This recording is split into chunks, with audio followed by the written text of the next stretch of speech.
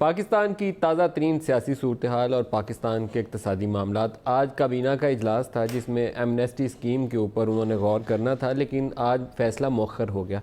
Prime minister माजी में जो कुछ कहते रहे हैं और तहरीक इंसाफ जिस चीज़ के लिए स्टैंड करती रही है, अगर तो अपने उन्हीं असूलों को सामने रखें तो इस एमनेस्टी को उससे बराह रास्त मुतसादिम करार दिया जा सकता है, क्योंकि इनका जो मोटो था, जो इनका जो सारे नारेबाजी थी, वो ये थे कि हम टैक्स सिस्टम ऐसा लेकर आएंगे, ऐसा शफाफ निज़ाम लेकर आएंगे जिसमें लोगों को एतबार होगा, वो खुद से आएंगे और टैक्स देंगे और किसी की हैरेसमेंट नहीं होगी। और किसी चोर और डाकू को, ये इन्होंने कहा था, चोर और डाकू का लफ्ज़ इस्तेमाल किया था इन्होंने। नून वालों ने जो रिलीफ दिया है एमनेस्टी स्कीम के ज़रिए, हम किसी चोर और डाकू को ऐसे नहीं नवाजेंगे, पुराने केस भी खोल देंगे जिन्होंने एमनेस्टी में स्कीम में फ़ायदा उठाया हुआ है और उनको भी पकड़ेंगे।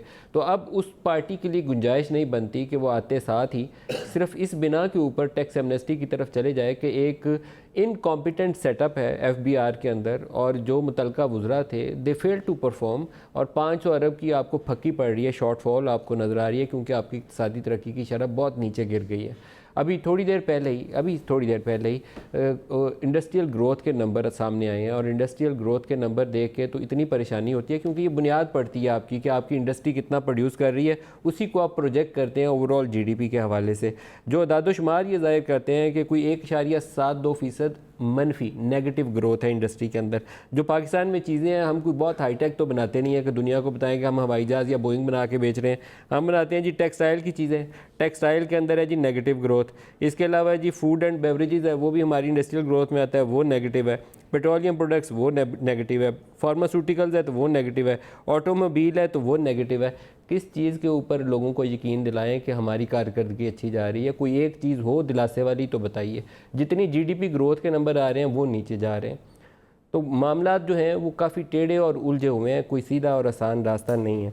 मैं 2-3 बयानात प्रोग्राम शुरू करने से पहले दिखाना चाहूँगा। फाइनेंस मिनिस्टर साहब, क्योंकि ख़ुद उनकी अपनी तब्दीली की खबरें गर्म है, कभी नोटिस आता है, कभी सवाल आता है, कभी जवाब आता है, लेकिन तब्दीली इज़ अंडर कंसिडरेशन। उन्होंने एक बयान दिया था पाकिस्तान की इक़्तिसादी सूरत हाल में बेहतरी के रुझानात के हवाले से, उन्हीं के अल्फाज में सुनते हैं। दिखाइएगा सद उमर साहब ने क्या कहा था। आईसीयू से मरीज निकला और अब पाकिस्तान की मईशत का क्राइसिस का फेज खत्म हो गया।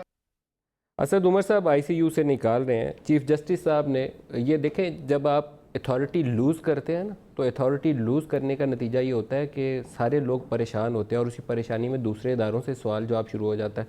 चीफ जस्टिस ऑफ पाकिस्तान ने क्या कहा, दिखाएगा जी। We see and we hear,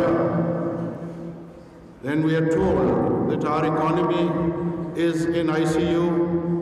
Sometimes we are told it is out of ICU.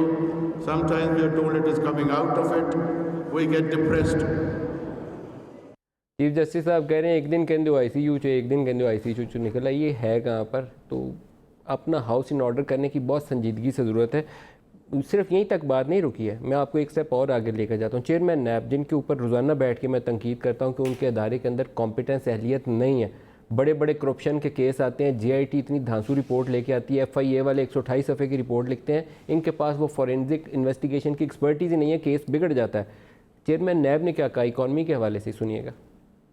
किसी भी जगह बिजनेस कम्युनिटी को फ्लोरिश करने के लिए और बिजनेस एक्टिविटीज को तरक्की देने के लिए सबसे अहम जिस चीज की जरूरत है वो एक जामिया पॉलिसी होती है। उस जामिया पॉलिसी पर अमल दरामद करने के लिए आपकी इक्तिसादी हालत बेहतर होती है। उस इक्तिसादी हालत को बेहतर करने के बाद आपके पास मरबूत प्लानिंग होती है। उस प्लानिंग को पर अमल करने के लिए आपके पास स्किलफुल लोग होते हैं। ये पुअर परफॉर्मेंस है इक़्तिसादी टीम की मौजूदा, जिसकी बिना के ऊपर बरामदात बढ़ी नहीं। आपका 36% रुपया डिवैल्यू हुआ है और आज के अखबारात के अंदर ख़बर ये छपी हुई है कि पाकिस्तान में बरामदात 24 अरब डॉलर रहेंगी, जितनी हमारी तवक्को थी उतनी हो नहीं पाई। कोई जस्टिफिकेशन नहीं है इस बयान की। 36% डिवैल्यूशन के बाद कम से कम 18 से 20% एक्सपोर्ट ग्रोथ होती है। ये मोटे मोटे असूल होते हैं दुनिया के, इसीलिए रुपये को डिवैल्यू करते हैं। हमारी ऊपर जाने की बजाय बरामदात नीचे चली गई हैं। क्यों? कोई लॉजिकल रीज़न, कोई एक्सप्लेनेशन कोई है ही नहीं है। तो प्राइम मिनिस्टर ऑफ पाकिस्तान के लिए जितनी चैलेंजेस आएंगे या जितने चैलेंजेस हैं या जितने चैलेंजेस वो फेस करेंगे, बुनियाद उसकी इकनॉमिक परफॉर्मेंस की बुरी हालत है, इसी से पड़ेगी।